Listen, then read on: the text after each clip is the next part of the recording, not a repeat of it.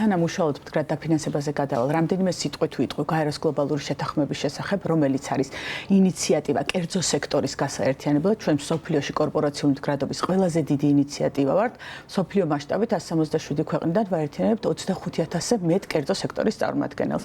მიზანია, რომ ეს კერძო სექტორის წარმომადგენლები გაერთიანდნენ მდგრადი განვითარების მიზნების შესრულებისათვის და გაეროს გლობალური შეთანხმების 10 პრინციპის ადამიანის უფლებების, შრომის უფლებების, გარემოს დაცვისა და კორუფციასთან ბრძოლის მიმართულებით. საქართველოში ჩვენ გვყავს 150-ზე მეტი წევრი, მათ შორის გრედაც არის ჩვენი ორგანიზაციის წევრი და მნიშვნელოვანია, რომ კერძო სექტორი აქტიურად იყოს ჩართული როგორც მდგრადი დაფინანსების, ასევე ზოგადად მდგრადი განვითარების მიზნების შესრულებაში. ეს არის მათი კორპორაციული პასუხისმგებლობა. სხვა შემთხვევაში იმ დასახულ მიზნებს, რომელიც მსოფლიომ დაისახა, ვერ მივაღწევთ კერძო სექტორის აქტიური ჩართულობის გარეშე. რაც ჩვენ ბათუმში, თქვენ ახსენეთ კონფერენცია, ჩვენ ბათუმში გვქონდა ღონისძიებების კვირეული, ჩვენ ვცდილობთ, რომ შეხვედრები გავამართოთ არა მარტო თბილისში, არამედ რეგიონებში. მნიშვნელოვანია რეგიონებიდან მცირე და საშუალო ზომის საწარმოების ჩართულობა, მათი ცნობიერების ამაღლება და კიდევ უფრო მეტად ჩართულობა მდგრადი განვითარების მიზნების შესრულებაში. წელს თემა იყო მდგრადი დაფინანსება. შევარჩიეთ, რომ მდგრად დაფინანსებაზე გვესაუბროთ არსებად ცირკულარულ ეკონომიკაზე. მნიშვნელოვანია, რომ კერძო სექტორს ესმოდეს, რატომ არის ცირკულარული ეკონომიკა მნიშვნელოვანი, რატომ არის მდგრადი დაფინანსება მნიშვნელოვანი, რა ახალი რეგულაციები არსებობს, რა საუკეთესო პრაქტიკა არის საქართველოში, რას აკეთებენ ამ მიმართულებით კერძო სექტორის წარმომადგენლები და ზოგადად მათ რისი გაკეთება შეუძლიათ. რამდენიმე ღონისძიება გქონდა, კვირეული იყო ღონისძიებების. პირველი ღონისძიება იყო SDG Roadshow, რომელიც წელიწადში 3 ჯერ ტარდება სხვადასხვა რეგიონში. პირველი იყო ზუგდიდში, ეს მეორე ღონისძიება ჩატარდა ბათუმში და შემოდგომაზე კიდევ ერთი გვექნება კახეთის რეგიონში და საუბრობთ თემატურად მნიშვნელოვან საკითხებზე. ამჯერად ბათუმში იყო აქცენტი მდგრად დაფინანსებაზე, განახლებად ენერგიაზე, მდგრად ინფრასტრუქტურაზე, მწვანე გარდაქმნაზე, ცირკულარულ ეკონომიკაზე. ჩვენ წევრებთან ერთად საუბრობთ ხოლმე მათ გამოცდილებას უზიარებთ ადგილობრივ კერძო სექტორს, ასევე საერთაშორისო საფინანსო ინსტიტუტები იყვნენ ჩვენთან ერთად, სხვადასხვა დაინტერესებული მხარეები. საუბრობთ მულტისექტორულ პარტნიორობაზე, მათ ჩართულობის მნიშვნელობაზე და რამდენად მნიშვნელოვანია, რომ ეს ყველა სექტორი ჩართული იყოს მდგრადი განვითარების მიზნების შესრულებაში. თქვენ ახსენეთ ცნობიერების ამაღლების მნიშვნელობა. რამდენად მაღალი არის მზადყოფნა ამ ცვლილებებისთვის, მდგრადი განვითარების მიზნების უფრო ეფექტიანად გააზრებისთვის და დანერგვისთვის? თუ ვისაუბრებთ ჩვენი ორგანიზაციის გამოცდილებაზე, წლებთან ერთად ნამდვილად ეს ცნობიერება იზრდება, ინტერესი მაღალია და კერძო სექტორი აცნობიერებს, რომ თუ მას უნდა იყოს კონკურენტუნარიანი, იყოს მდგრადი, გავიდეს საერთაშორისო ასპარეზზე, იციან მათ უკვე, რომ მნიშვნელოვანია, რომ წარმოებდნენ არა ტრადიციულ ბიზნესს, არამედ ქონდეთ მათ თავიანთი კორპორაციული პასუხისმგებლობა. შესაბამისად, თუ ვიმსჯელებთ, თუ რა დასწრებაა ხოლმე ჩვენ ღონისძიებებზე, რამდენად ჩართულები არიან, შეგვიძლია ვთქვათ, რომ ინტერესი ნამდვილად დიდია და ჩართულები არიან არა მხოლოდ მნიშვნელოვანია ჩვენთვის, რომ ამ ღონისძიებებში ჩართოთ არა მარტო ჩვენი წევრები, არამედ სხვა დაინტერესებული მხარეები, მაგალითად ადგილობრივი კერძო სექტორი. ამაში გვეხმარებიან ხოლმე ასევე ჩვენი წევრები, მაგალითად ბათუმში SDG Roadshow-ს პარტნიორი იყო TBC ბანკი და MBC, მიკრობანკი MBC, რომლებიც დაგვეხმარნენ კერძო სექტორის მობილიზებაში. მაია, რატომ არის ასე მნიშვნელოვანი განახლებადი ენერგიის ინვესტირება? რას მოიტანს ეს სამომავლო პერსპექტივაში? მაგალითად, მოიტანს თუ არა კლიმატის ცვლილებისადმი მეტ მდგრადობას და რა გავლენა ექნება მას დასაქმების მაჩვენებლის ზრდაზე, ეკონომიკური ზრდის მაჩვენებლის ზრდაზე? რა კავშირშია ეს ყველაფერი ერთმანეთთან? დილამშვიდობისა, მოგესალმებით, მივესალმებით ჩვენს მაყურებელს. ძალიან დიდი მადლობა მოწვევისთვის. ძალიან მნიშვნელოვანია სწორედაც ჩვენი საბოლოო მიზანი არის მწვანე ეკონომიკა. ამისი მიღწევა მარტივი არ არის, ბუნებრივია და ერთობლივი ძალებით ვიბრძვით იმისათვის, რომ გადავიდეთ აი ამ ნაწილზე. სწორად აღნიშნა ნინომ, რომ პირველ ეტაპზე არის გასაკეთებელი სწორედაც ცნობიერების ამაღლების თვალსაზრისით აქტიური მუშაობა. მე ამ ღონისძიებაზე გავამახვილებ ყურადღებას და ბუნებრივია უპასუხებ თქვენს კითხვასაც. ამ ტიპის ღონისძიება კიდევ ერთ მნიშვნელოვან კომპონენტს მატებს მთელს ამ პროცესს, ეს იყო ადგილობრივ მედიასთან შეხვედრა. ეს კრიტიკულად მნიშვნელოვანია, ვინაიდან ადგილობრივი მედიის წარმომადგენლებს ჰქონდათ უამრავი კითხვა, იქ იყო პოლემიკა, დისკუსია, კამათი, ცხარე მათ შორისაც ძალიან მნიშვნელოვან თემებზე და ეს იყო ძალიან კარგი, ვინაიდან აზრთა სხვადასხვაობა და გაცვლა, გამოცვლა, ექსპერტიზის გამოცდილების, მოლოდინების მათ შორის ეს ძალიან მნიშვნელოვანია იმისათვის, რომ მივაღწიოთ ამას. რაც შეეხება კლიმატის ცვლილებას, ეს არის ობიექტური გარემოება და მოცემულობა, რომლის წინაშეც აბსოლუტურად მსოფლიოს ყველა ქვეყანა დგას. მთავარია რა სამოქმედო გეგმა გვაქვს ჩვენ ამ კონკრეტულ შემთხვევაში საქართველოს იმისათვის, რომ ამისი ჰეჯირება და ასე ვთქვათ დაზღვევა მოვახდინოთ.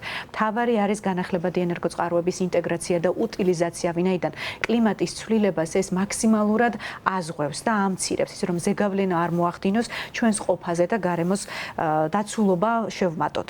ამიტომ ყოველთვის ხას უსვამთ ხოლმე ჩვენ იმას, რომ გამომდინარე იქიდან, რომ ჩვენ ვართ დიდარი და იღბლიანი ქვეყანა. იმიტომ რომ გვაქვს ენერგოწყაროების უზარმაზარი პოტენციალი. აქ არის განახლებადების გულისხმობ. ჰიდრო გვაქვს, მზე გვაქვს, ქარი გვაქვს, ხალხი ზღვის ტალღების მიერ გენერირებულ ელექტროენერგიაზე გადავიდა, იმიტომ რომ სხვა ყველაფერი ამოწურეს და ჩვენ ამ დროს არ მოგვიწურავს აი ზუსტად უზარმაზარი პოტენციალი, რომელიც ჩვენ გაგვაჩნია. ამიტომ კრიტიკულად მნიშვნელოვანია ახლა აქტიურობა და მუშაობა და კიდევ ერთხელ ძალიან დიდი მადლობა თქვენ ამ შესაძლებლობისთვის. ჩვენ წევრი გახლავართ Global Compact-ის და ძალიან სერიოზულ სარგებელს უღებულობთ ზუსტად აი ამ თანამშრომლობით და ერთმანეთის მხარ და მხარ ვიბრძვით იმისთვის, რომ შევქმნათ უკეთესი მომავალი. ერთი მნიშვნელოვანი რამ, რაც გაჟღერდა ამასთანავე უკვე კონფერენციის ფარგლებში გახლავთ კაპიტალის ბაზრების შექმნა, მაგრამ equity კაპიტალის ბაზარი. იცით რას ნიშნავს ეს, რომ თითოეულ ჩვენთაგანს ინდივიდუალურ დონეზე, მაიას, ნინოს, თქვენ ნებისმიერ ადამიანს აქვს შესაძლებლობა იმისა, რომ განახლებადი ენერგოწყაროებისგან წარმოებული ელექტროენერგიის გენერირების ობიექტში შეიტანოს თავისი წვლილი, ანუ გახდეს მეწილე, ეგრეთ წოდებული, ანუ არა ვთქვათ მაინც და მაინც იურიდიული პირი უნდა იყოს მესაკუთრე აი ამ გენერაციის ობიექტის, არამედ თითოეული ჩვენთაგანი იმ დოზით, რა დოზითაც ჩვენ ეს შეგვიძლია. ამიტომ ეს მდგრადი დაფინანსება კიდევ ერთხელ ხას უსვავს იმას, რომ შემიძლია მე ჩავდო ინვესტიცია დღეს, მივიღო სარგებელი, მათ შორის ფინანსური ხვალ და თან დავეხმარო ქვეყანას და ზოგადად განახლებადი ენერგოწყაროების და კლიმატის ცვლილებას, რომ მაქსიმალურად შევინარჩუნო მდგრადობა ეკოლოგიური თვალსაზრისით მათ შორის. მაია, როდესაც საუბრობთ განახლებადი ენერგიის პროექტებზე, ამ პროექტების გაფართოების მნიშვნელობაზე, საინტერესოა, რამდენად მზად არის ამისთვის საკანონმდებლო ჩარჩო? რაჩვეულებრივი კითხვა. ჩვენ გრედას გვაქვს ძალიან მნიშვნელოვანი ინიციატივა და ძალიან მინდა ამ ეთერითაც უთხოვოთ ჩვენს ხელისუფლებას დაგვეხმარონ და საქართველოს პარლამენტს, მათ შორის სამინისტროებს, რომ მივიღოთ ეს კანონპროექტი. ეს არის გრძელვადიანი სარგებლის განაწილების პროექტი, კანონპროექტი.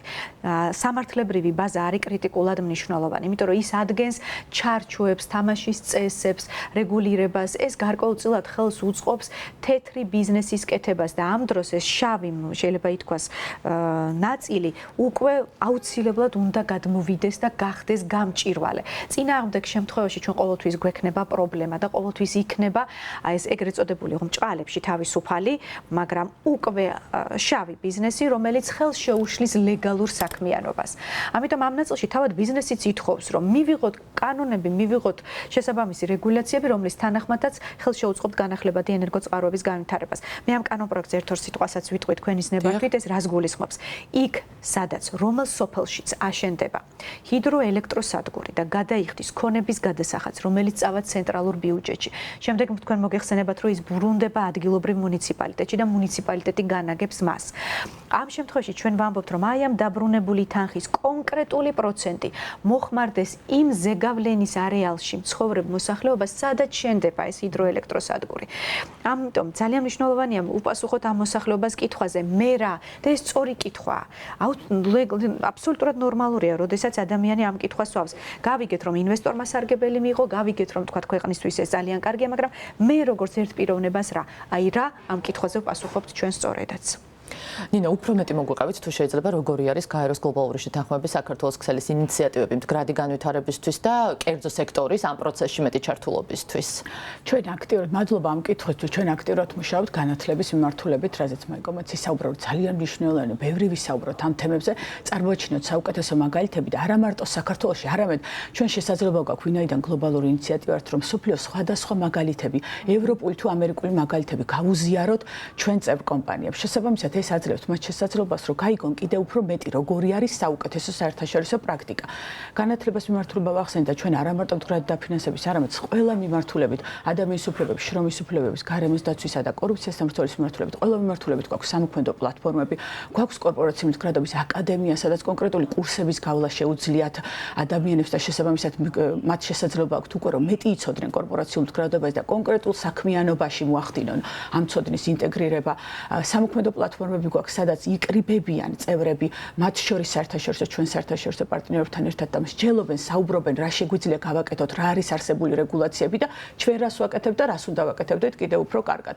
გვაქვს ხოლმე ვიზიტები, მაგალითად ეხლა წინა თვეს გქონდა, გასულ თვეში გქონდა ვიზიტი დანიასა და შვედეთში და იქ ჩვენ ქართულ კომპანიებთან, კერძო სექტორის წარმომადგენლებთან ერთად და ბიზნეს ასოციაციებთან ერთად ვნახეთ რა არის შვედური გამოცდილება და დანიის გამოცდილება, რას აკეთებენ ისინი, როგორ არის კერძო სექტორი ჩართული მდგრადი განვითარების მიზნების მიღწევაში. შევხვდით ისეთ კომპანიებს, როგორც არის IKEA, Alfa Laval, Tetra Pak, ასევე უახლოეს გეგმებში შედის, რომ ვიზიტი მოვამზადოთ გაეროს გენერალური ასამბლეის ფარგლებში ნიუ-იორკში, ლიდერთა სამიტი იმართება ხოლმე ყოველწლიურად, რომელიც არის კერძო სექტორის ყველაზე დიდი შეკრება მსოფლიოს სხვადასხვა წერტილიდან.